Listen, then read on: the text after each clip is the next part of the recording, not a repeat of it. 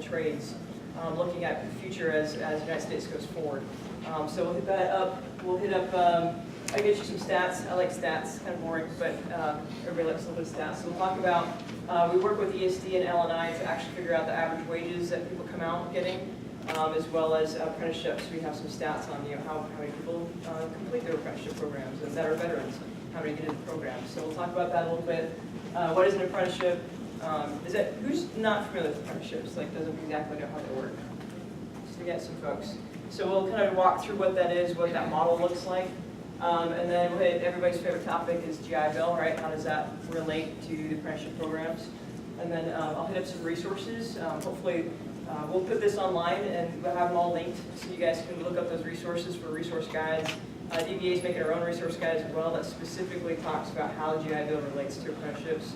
So you'll be able to get on top of that too for DBOPS leaders if you guys want to utilize some of those resources that City of Seattle also has a few. And then we'll go from there. So next slide. So I want you to say, so basically what we are is we are a partnership model, right? So Executive 13-1 is the first bill that Governor Inslee ever signed when he came into office, and it was about vets. And he said, hey, we've got a ton of veterans coming out of JBLM, the Navy, the Air Force, so you've got about 6,000 a year on average come out of JBLM that actually ETS or leave. If I use Army terms, someone can stop me, but so if you're leaving the military, you've got about 6,000 out of JBLM, you've got about 3,000 out of the Navy, and about 300 out of Spokane that come out of Fairchild. So out of that percentage, about a third to up to even a half will stay locally in Washington State. So it's a huge labor force that they've got walking in Washington State that brings a lot to the table. That hey, we got to make sure that we take care of them, one, and two, that they're already pre-trained in the military, so that's a great transition for them. So he signed this off saying, hey, we want Washington State, EDA, ESD, the bases. How do we do this? And so it's a partnership model with all the NGOs that come in, private sector that comes in, the WDCs are all part of this. And so we come up with strategies and partnerships on how do we get that pipeline into the Washington State economy. So it's kind of the overall concept behind it. So we do that through these 4-track systems. So higher education is one track. We have entrepreneurship, employment, and then the career technical track. So from there, each of those we have working groups, and we have partners from each of the from outside that come together and say, how do we get vets jobs? And so that's kind of the overall concept of how the Washington Transition Council works. And then our executive level, we actually have Alfie, which is my boss, DBA's executive director, as well as the base. Each of the bases have somebody there. So JBLM's got somebody in the Navy. So it really is a true partnership across the board. All right, so any questions on that? How that works? So labor needs. So I want to show a video real quick. So this video, it's kind of neat. It's a little bit long. It's about 9 minutes, but it really talks through a little bit of the GI Bill, but it also hits up what they call it 1-2-7 models, 1-2-1-3 after both. But it talks about basically 1 leader to 2 managers to 7 technical trades, kind of, or workers. So it's going to be right there. Yeah, drag it over.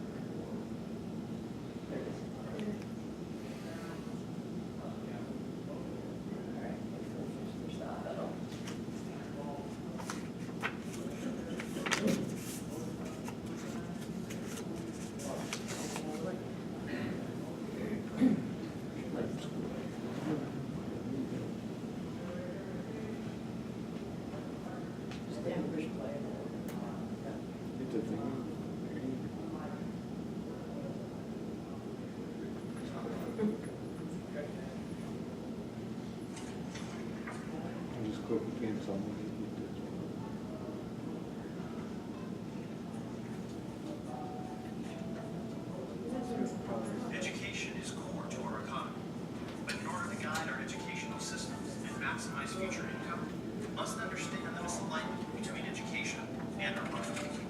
In my pursuit of higher education, I have earned 2 bachelor's degrees, 2 master's degrees,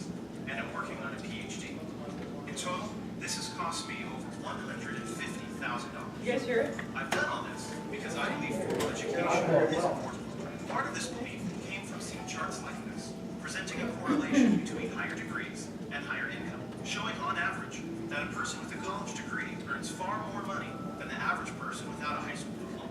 This perceived higher earnings for having a four-year degree has fueled a college for all philosophy, causing educators and parents to encourage going to the university, any university, to major in anything in pursuit of future job security, social mobility, and financial prosperity.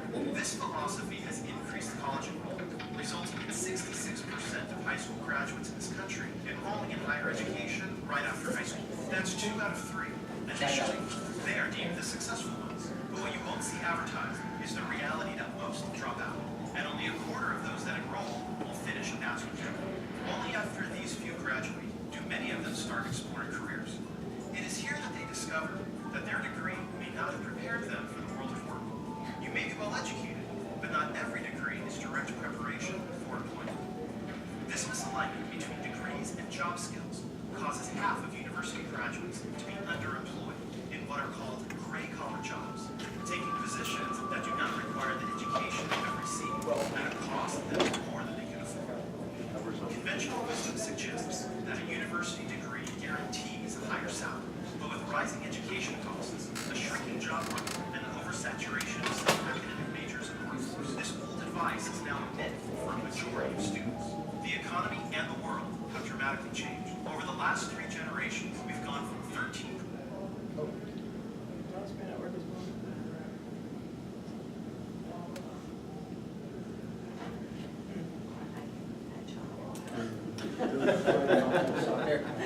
On the other corner is your volume control for the program. So that corner there. Other corner. So yeah, this is that one. You have to push the button first. Oh, yeah. We'll try one more time, and then we'll give it up. That'll work. Next question.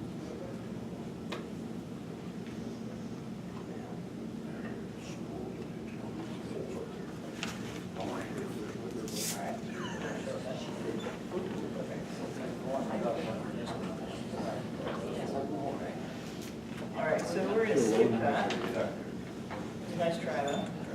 Technology is All right. So basically what it's saying, that we've got a lot of people that are doing this college first mentality, right? So go get a bachelor's, right? Everybody goes to school, and that's what everybody thinks, go get a bachelor's. And what's ended up happening is because the ratio right now is saying, we don't want everybody to have a bachelor's. We need people that have technical expertise in trades. You know, when you look at the ratio, and OSPI also uses this ratio quite a bit in their briefings, it's the 1-3-7 ratio. You've got people coming into the workforce and doing what? They're underemployed. They've got a bunch of bachelor's degrees, making less than what they can pay back the debt on, right? So they end up in $50,000, $60,000 of debt, and they're making maybe $40,000, $50,000 a year. When you look at the trades, for example, they're going to be making more than I probably will in my life, because they're starting almost at, they can get up to 6 digits pretty quickly in their careers right now. So that's kind of the baseline of what that is, what that's talking about, that goal. And you said if you'd like to watch it online, when you guys pull this up, the brief online, you can go ahead and do that. But it lays it out better than I just did. But that's kind of what that whole thing is saying is, why are we going to a bachelor's first, school first mentality? You know, that's not meant for everybody. So it's the idea. The other thing that we're looking at is the aging workforce, right? So when you come, and you'll hear this a lot in construction, because right after 2008, everybody stayed in their jobs, right? Because they had that big recession, people lost a lot of money, and so you had people that should have retired are still in the job, job corps. And so this guy, there's an article called Next that this guy writes, and this is just kind of interesting when you look at the labor market. It deals with population, right? Population base. So this guy shows this.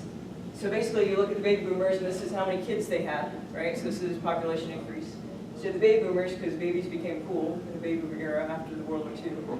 And then they kind of came out of style, right? When you start hitting the Xers. You see this huge dip, right, that happens with the X, Generation X.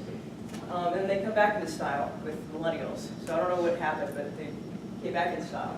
And so you start getting this increase again in the population base. And so as the boomers are getting older, the Xers actually are not filling all the job sets that the boomers are now retiring out of. So the boomer generation is staying longer. You're actually pulling from the millennials to backfill a lot of these jobs that are happening that are, because the extras can't fill them all. So you have a very multi-generational workforce currently, and you're about to have, and the average age is much higher than it usually is. You're about to have that whole group about to retire. So this is a big issue, not just in the trades, but just everywhere. That this, you know, they call the Great Tsunami. Everybody's about to head out, and in the trades, we have people that are backfilling. So everybody's going to IT now, right? So you don't always have a lot of folks that are going to construction or manufacturing. So this is the concern right now for the technical trades. Anybody have questions on that? Or you kind of just give you an idea of some of the labor market issues? All right, next slide.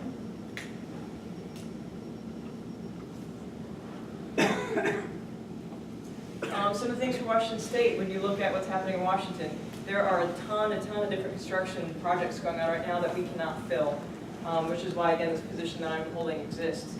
If you go to Sound Transit, for example, you got a $52 billion project that is, I think 60% of it right now is laborers, and they cannot fill the laborers. So they, if you guys know anything about project labor agreements, they have to go through mostly the unions. So you don't get hired on by Sound Transit, for example, you get hired into a union that places you in Sound Transit. But you can actually start off there as an apprentice and become, you know, the project manager by the time you finish your career. So there's a lot of job security right now in Washington State for the trades.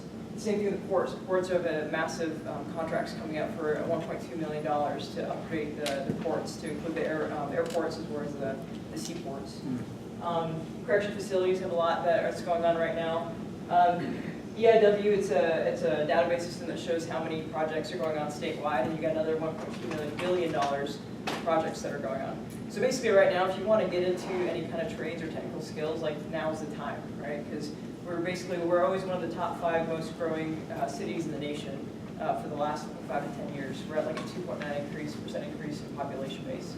So we cannot keep up with the demands right now of what's happening. So that's why the trades right now are being very, very aggressive and getting folks into their apprenticeship programs. Aerospace, same way, we have a massive amount of aerospace going on. I don't know if you guys know this, but they're out of the 39 counties, 35 of them have manufacturing businesses for aerospace. So it's huge in Washington State, and I think they said that almost every single plane that comes out of Boeing touches Washington State somehow. So it tells you how massive, right, that aerospace is in our area. So again, there's an apprenticeship program for them as well. They've started up to get folks into the manufacturing realm. So do you have any data on union membership? Did it decline? Was it growing? I don't. I'll find that out for you. Apprenticeships by definition are union jobs. They are not. So that's the other thing we'll hit. That's the thing. So apprenticeship, and we'll hit this a little later, but apprenticeship being a training model, it's not unionized. So a lot of folks don't want to bring in apprenticeships, right? Because it's got that unionized concept behind it. Some people don't like. But apprenticeships are not all unionized. So it really literally is just a training model that you can bring into the workforce.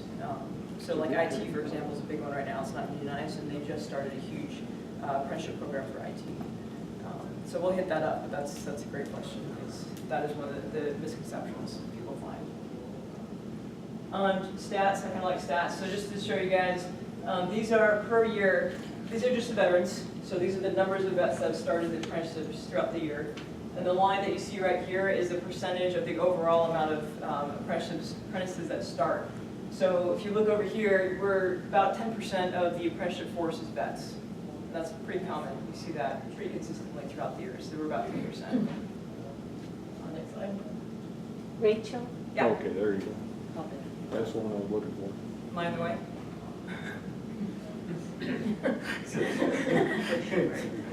I know. So this one is actually showing you, of those that started that year, what is the percentage that complete the apprenticeship program. So this orange line shows vets, and this yellow line shows non-vets. So what it shows you is that of those who are starting, it's the same percent of, basically, there's no statistical difference of vets versus non-vets that complete their apprenticeship programs. And we stay at about 40%, 40 to almost 50% complete their apprenticeships that started. And it sounds low, but if you look at academics for the GI Bill, less people complete their degree that start with the GI Bill than people that can start their apprenticeship programs. So we actually have a higher success rate in apprenticeships. And it makes sense, because it's an easy transition for most folks. It's a very similar military concept. Do you know how many people have actually started an apprenticeship in the military and completed on the outside? Because you can do apprenticeships in the military for certain job ratings and then transfer those apprenticeship hours to the outside and get a completion. So what I'm familiar with, and it's quite the same way, you can either go through a CSP program, the Career Skills, where you start it, and then you go straight into you get direct entry into apprenticeship, or you can actually, Navy's big into this, you can get certain hours that count towards your apprenticeship program outside. So like the US MAPS, and we'll hit that up, what the US MAPS program is. That's basically a program that if they're, say they're a Boilermaker, and they've done, 2,000 hours of Boilermaker, if they have it in this, they call it US MAP system, and they sign off by the supervisor, yes, I've done 2,000 hours, they can translate that into the civilian. They get credit for it on their OJT, their on-the-job training for their apprenticeship programs. So we have the stats on how many people got credit. We actually have that through L&I, but I don't have the stats of your on me. Any other questions? Okay, next slide. So this is kind of interesting. So what we had one of our interns do is figure out if you're lower enlisted, what's your average amount of money that you get coming out of the military. For an NCO, what's your average amount of money, right, as you transition out? So you can see in the first quarter, if you're lower enlisted, you're making just above $15 an hour on average as you transition out. You're just above 20 as an NCO. And so what we did is we took, just as an example, the roofer's apprenticeship that's here, based out of here. And so they're making about, and this is with GI Bill, so I think this is not without, but if you add their GI Bill in at 100%, they're making about $28, $29 an hour with their GI Bill. So they're coming out, instead of making 15, they're making 28. Is that base pay, Rachel, or is that pay and benefits for the military wage that you're showing? So this is a military wage, this is when they get out, their first job. Oh, I see what you're saying. Okay. So their first job is they're making about $15.50 per hour when they transition. So if they transition out, it said they'll, and again, this is given they have 100% GI Bill, so there's a lot of things in this. But they're still making quite a bit more than they would be on average when they come out if they go into an apprenticeship program. Do you have any questions on that? Plus they get benefits, which is nice. Most apprenticeship programs get benefits. Okay. So the question is, what is an apprenticeship, right? So we said apprenticeship is literally a training model. So they come in and they determine what is it that's industry driven. It's worked with the technical colleges as well as what we call the Center of Excellences here in Washington State are highly involved. But they say, hey, industry, what is it that you're asking us to do? What is it that you guys need for your skill set? That's a much more agile type system than, say, the actual higher education system is. So it's much more driven by the industry itself. For example, Apprenti is the IT program that just came out, and so what they did, and they're the first one in the nation to do this. We started here in Washington State, and they got picked up to go nationally already. So this is the first apprenticeship program where they can say, hey, we get them an actual job so they can show that they've actually had a job. If we try to get into IT, they say entry level, basically you have to have 5 years to their entry level, right, which is the issue. And so they're actually getting them time in a position, and they're getting them their certificate programs. But what they did is they actually went through and they did a huge study on some of the biggest IT industries out here and asked them, what is it that you're looking for? What are the skill gaps that you are not filling? And then they, based on that study, they actually created a centralized apprenticeship program that's very agile and ability to work with whatever specific IT program they want. So that's a great example of a success rate. In this model, you talk about days, the union construct, the union oversees, who oversees it if you don't have a union? We can't hear their question. So what he asked was if in a union you have what they call a JATC, and that JATC determines the regulations of and the model of what is actually taught. So if you're non-union, you don't always have the locals that regulate that. So if you're non-union, who controls that? A lot of that is actually ran by the state. So the state actually has to have an approval process for what that looks like, and it goes through the apprenticeship council that they do quarterly, and they have to get approved up on their training curriculum. And once they're approved up on that, they're basically going to be approved after on the GI Bill. Like if they want to be GI Bill approved, it's almost the exact same setup, so it's meant to be easy GI Bill approval. But it's still, a lot of them still have that JATC, the admin part of it, that they have at the unions. So they still have a governing body, but it's not set up quite the same way. And each non-union is a little different. So there's a ton of different. Yeah. Okay, say on this IT program, if a person had worked as an IT throughout his military career and wanted to stay in the field or find a job with whoever, would they give him credit for all of these hours of being in IT and put him on the higher apprentice level. I mean, you get paid more as you apprentice up, right? Yeah. No, it's a really good question, because it comes to the question of licensing as well. How do I get a license to show that I've done this work, that I can now go in the civilian world? And the answer to that is they don't really have that in place. So what ends up being, so for construction, for example, it's really up to each local. It's not like, you know, because the unions are federal unions, but they don't have a federal standard on that. So each local will determine whether they take those hours or not. So that is the number one problem that we're having right now, is the licensing does not, the DoD licensing does not translate into state or federal licensing. They're not aligned. So that is the big issue. So that's a conversation piece that DBA is trying to have with each of these groups, saying, you know, can you take, you know, if you have that, ask them that question, how many hours do you have doing this, and then asking them to take in those hours. But they, again, they're not aligned at the federal level, so that's the biggest issue with licensing. Yeah. What happens whenever, you know, like, the work kind of dries up for a little while? Like, my friend was an electrician. It was either feast or famine for him, you know, just more hours than he could possibly do or not. Now, as an apprentice living on their GI Bill, I mean, if they don't get their hours, I mean, they don't get the GI Bill, they're going to be on the street. I mean, how does the program kind of protect them from that? Yes, and it is very, if you're a trade, it's very market driven, and that's for anybody. That is, again, a big issue. A lot of the specific trades themselves have ways to go about it. So for example, the operating engineers, so they get them all CDL, and a lot of them on the off season actually go drive trucks. And so they'll have systems like that because it's not an uncommon problem. The GI Bill does go down if you don't meet your hours. That is a true statement. Right now, I'd say in Washington State, just because there is so much going on, they are not able to fill positions.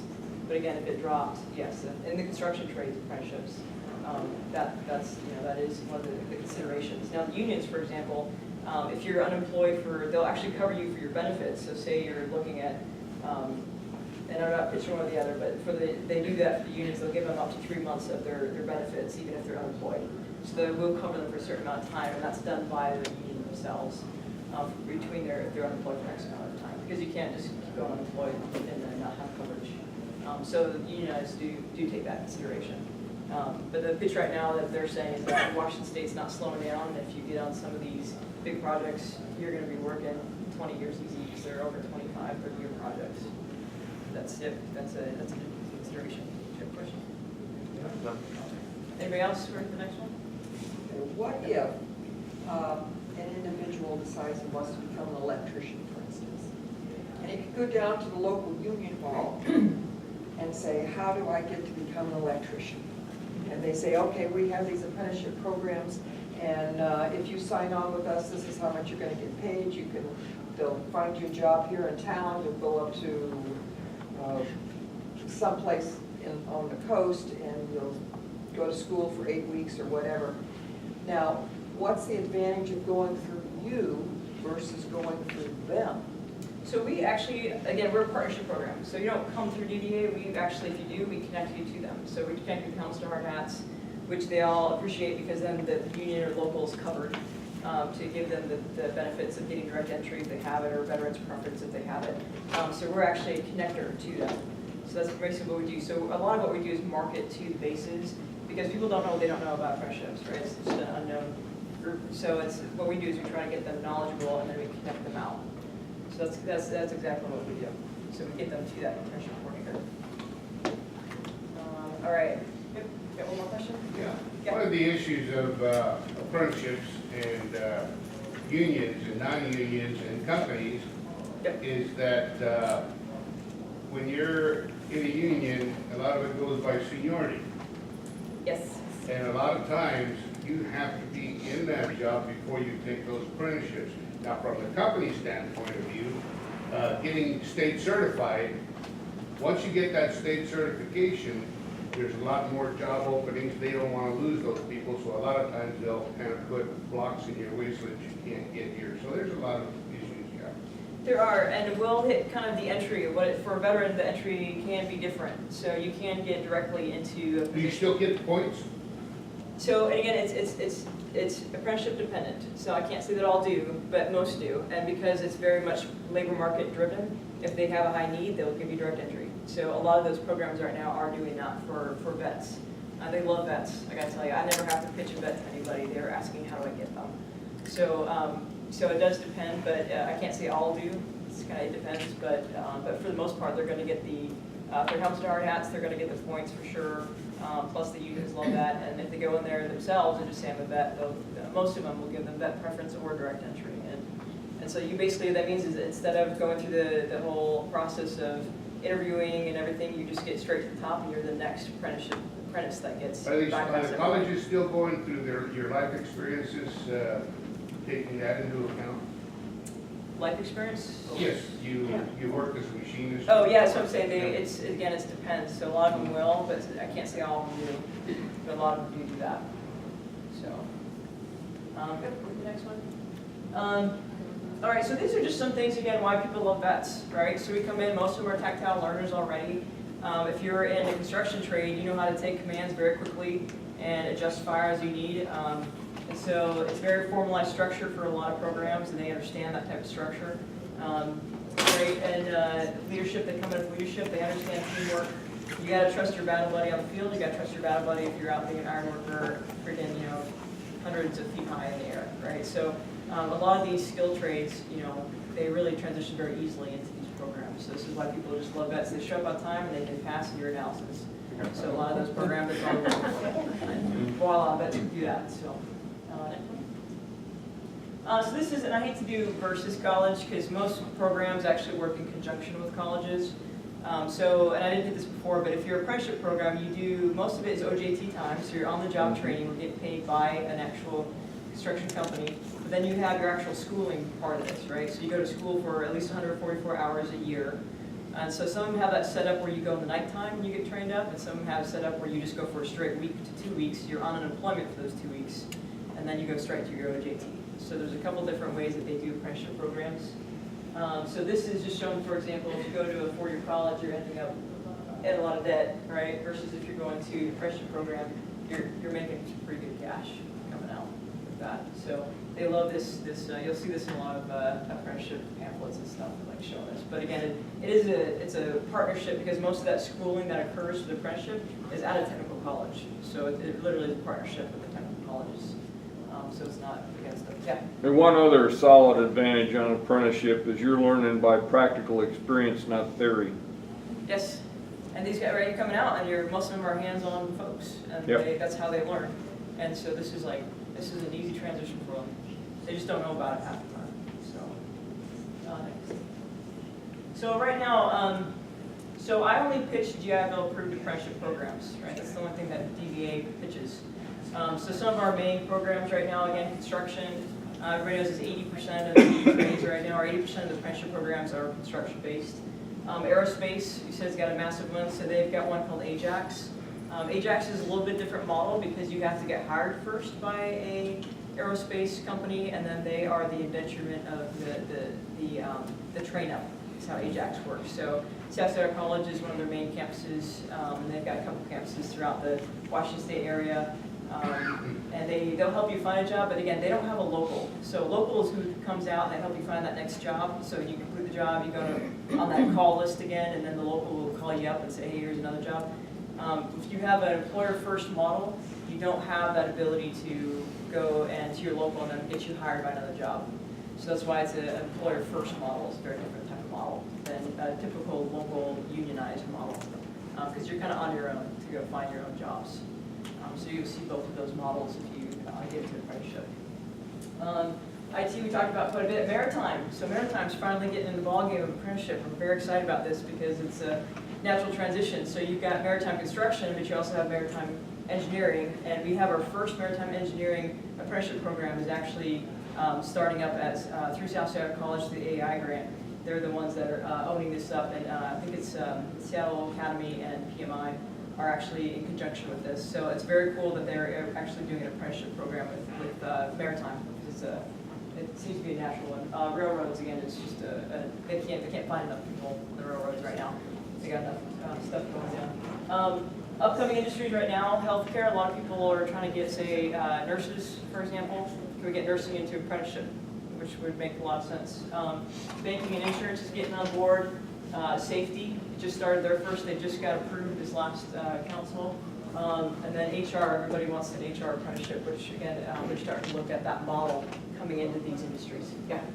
So if somebody went through the apprenticeship for nursing, and then somebody went and got either a bachelor's or master's degree in nursing, what are the differences there? I mean, are they gonna end up on the same pay scale, or are they gonna end up at the same spot? LPN versus RN. And that's part of it, is the RN, is that become the apprenticeship, and then the LPN doesn't. That's the thing there, it's a discussion point, it hasn't actually been brought up. Because a lot of healthcare right now is saying, you know, we're hurting for healthcare, how do we only have one healthcare apprenticeship in the whole state, and they're actually the rural ones that help with dental and health assistance. And so they're saying, can't healthcare turn into, because that's, I mean, you get a ton of debt for healthcare, can't we turn that into an apprenticeship program? So it's a discussion, but that, where you're going, they haven't figured any of that piece out. It's just a startup discussion. Yeah? What is a maritime engineer? So you've got the folks that basically run the ship and, you know, the captains on the ship, and then you have the people underneath that actually run the engines. So that's the engineering. You actually have, there are two different schools that do that, but so that's basically the folks that run the engines are the engineering. That's, I'm not great at knowing everything about. So it's not engineering in the sense that we think of engineers coming out of college. These are people who are running the engines. Running the engines of the ship, so. It's maintenance. It's maintenance. Yeah, Yeah. Maritime Academy through South Seattle, yeah, it's part of their program. The Pacific Maritime Institute, they've partnered up to create this. All right, other questions on the next slide? So this is kind of talking about how do we get vets into it. So there are a couple different ways you can do it. So we have what they call the career skills programs on base, and they are pre-apprenticeship. So if they go on base, and the idea being is that JBLM has actually started this concept, is how do we get vets, again, before they ETS, how do we get them there? How do we get them trained up with a skill set prior to them leaving so they go straight to a job? Because we spend, I think it's $500,000 or $1 billion, can't remember, I think it's $500 million unemployment comes out of the Army's budget, or the DoD budget every year. So that's massive. So they're saying, how can we, you know, decrease that? Because it's coming out of the operational budget. So how can we decrease that? Well, let's give them a skill set prior to them leaving that gets them a straight job. So they create what they call career skills programs, and that is a system that gets them certain skill sets to get straight into these positions. So CSP is one option. A new, which is actually for women. There's a lot of women minorities that are not getting represented in these trades, and so a new works with mainly women, but they will work with men, and they're a service support group too. They can go through PACT, manufacturing academies. So there's several different pre-apprenticeship programs in the state. Do they need to go through that? They don't. But if they don't know what they want to do yet, pre-apprenticeships give them a gamut of different options. And so then they get to learn about maybe, hey, I thought I want to be cement mason, but now I want to be an electrician. So they give them that whole gamut of out there versus getting them into one trade. So some people like to go that route. Most vets don't need to, for the most part.